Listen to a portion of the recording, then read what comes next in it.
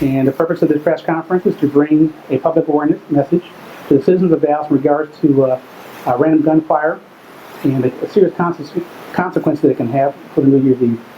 The men and women of the police department are once again asking the community to celebrate this New Year's Eve safely and responsibly.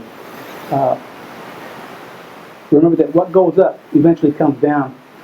What we've discovered is that a bullet traveling approximately 2 miles into the air will fall back at a rate of 300 to 700 feet per second.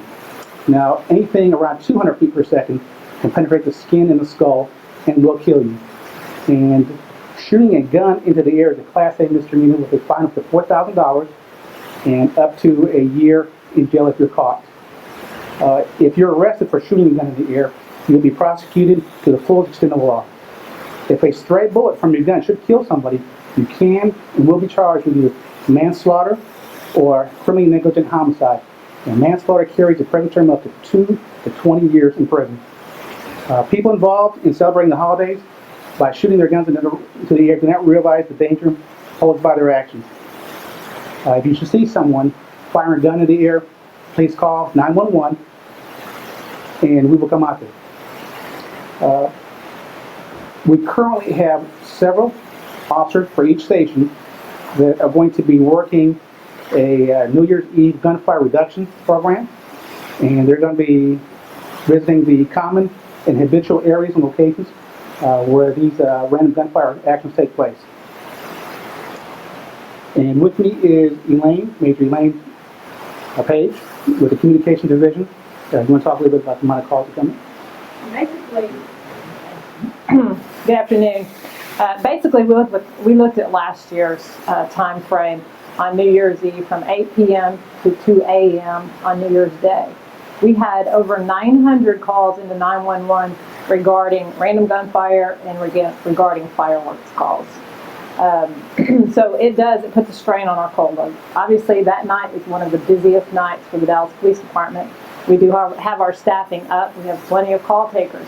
One thing that I do ask of citizens if they call in regarding shots fired or fireworks is they have specific information for us.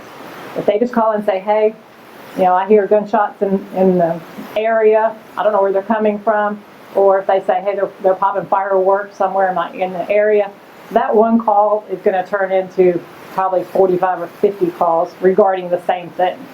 That taxes our system. That taxes our 911 system. We do get those calls. We do put them in. However, if we can get specific information so that we can pass that along to the patrol officer, that really helps. So if it's just something that, hey, I hear shots fired in the area and there's really nothing actionable, so we ask the citizen to be patient. We'll get officers out there, but I don't know how long it'll take to get officers out there because we are also responding to the more critical calls that have, disturbances in progress or actual shooting calls where we have suspect information. One other thing I wanted to bring up regarding that, and because it is so busy, if the citizen calls 911 and they get a recording and it says, please stay on the line, the call taker will be with you momentarily. Please do not hang up. Please stay on the line. Because what happens is if you hang up, because you think if I call right back, they're going to pick it up sooner, you get put in a queue. And that comes in as a hang-up call. Well, my call taker, when they're free with that next call, is they have to call that person back with the hang-up call. We have to call that person back. We have to call that person back 3 times to see if we can get to that person. What happens is the person hangs up, they call us back, and they're put right back in the queue, right back at the end of the line. So while we're calling them back, we're getting their voicemail. So I understand it's frustrating. But please, if you call 911 and you get that recording that tells you do not hang up, wait for someone to get on the line, please wait for someone to get on the line. So you said don't call 911 unless you say, I just saw John Smith shoot the shotgun in his backyard. No, I'm not saying don't call 911. I'm just saying that it does tax the system. And that call, if it's someone that says, I'm in my house and I hear shots in the area or I hear fireworks, the call will get put in and we will respond. But we're going to respond to the calls where we have actionable information and something that we know is going on right then and there. That's what we're going to respond to first. We do have to go on a priority system. One other thing I'd like to mention is loud music calls. we get lots of loud music calls during that time also. And we understand, people have to go to work the next day and they can't get to work, or they have babies who can't go to sleep for the loud music. We understand how important that is. However, that goes at the end of the line also. As long as there's not someone in danger, we're going to answer those loud music calls later. It may be several hours later. So please don't call back 911 and say, I called in my loud music 10 minutes ago and nobody's shown up, because it will take a while. And we do apologize, but we gear up for this every year. But even something like the firing of a weapon is certainly much more dangerous and serious than playing loud music. It's so widespread, like if ever gets, let's just say half the people that hear it call 911 about it, and that's going to jam the system up so bad, like a real call of something and struggle to get through.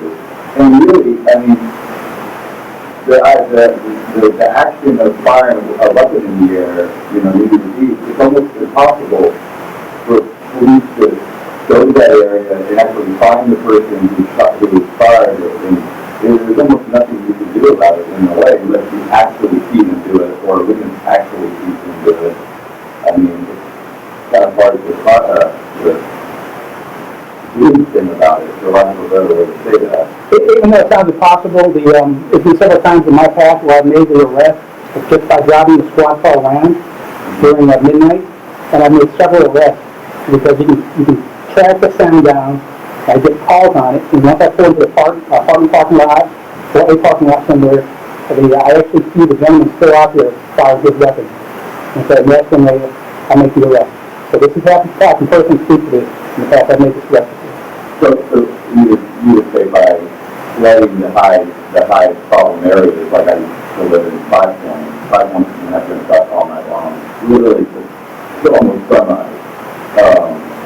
By holding it to people, you have better, but with officers, not people, with police officers, you have better chances catching them yourself. Absolutely. Again, we have overtime granted to the office for this, called the gunfire reduction force. And we're going to have habitual and common areas where this has happened in the past, and again, we will be there. How do you, are you able to, is there one differentiate between a call that they come in and someone just firing the gun in there, or that there's actually a violent party, or a party that's not out of hand, or something where there is violence? How are you able to differentiate between the two? You'll usually have something else. If someone calls and says it's gunfire, then some of the questions that our call takers are going to ask are, do you hear anything else? Or do you hear people screaming? Do you hear a disturbance going on? Do you see anything? Obviously, we're not recommending anyone goes out and investigates.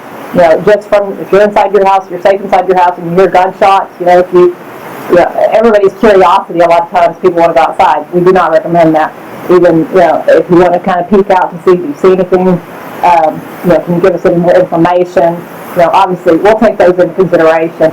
And then if we do start getting, calls about a big fight and, someone injured or something, obviously we get the emergency people rolling on that one, ambulance or whatever's needed in police.